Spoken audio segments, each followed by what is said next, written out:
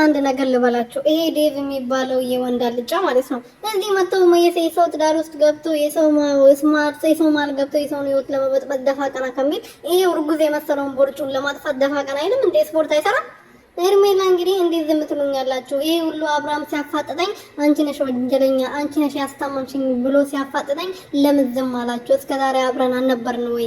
ያ ሁሉ ነገር ሲፈጠር አብሬያችሁ አልነበርኩም ወይ? ዛሬ ወንድማችሁ ተሻለው አብርሃም ተሽሎት ወደዚህ ተመልሶ እኔ ሲወቅሰኝ ለምን ዝም አላችሁ? አንተን ቡዜም ዝም ብላችሁ እኔ ዞር ብላችሁ አላያችሁኝም በማለት እንግዲህ መለሳለች ማለት ነው። እሰይ ደግ አደረጉሽ። ገና ከህይወታችሁ መንቅር አድርጎ ያስወጡሻል። አመጣጥሽ ያምር ስትመለሽ ማያምርም። ገባሽ አይደለ?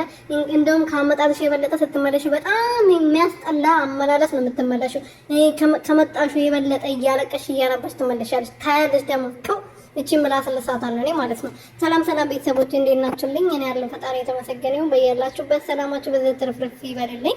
ለዚህ ቤት ለዚህ ቻናል አዲስ የሆናችሁ ሰብስክራይብ፣ ሼር፣ ላይክ እያደረጋችሁ ላይክ አድርጉልኝ ባካችሁ የኔ ወርቆች ማለት ነውና ሄርሜላ እንግዲህ እንዴት ዝም ትሉኛላችሁ? ወንድማችሁ ተሽሎ ወደ ራሱ ሲመለስ በእኔ አማካኝነት ድኖ ሲመጣ እኔ ለምን ችላላችሁ? ለምን ጣል አደረጋችሁ? እንደዚህ ልታደርጉኝ አይገባም ነበር። በቃ ለቀሰች እንግዲህ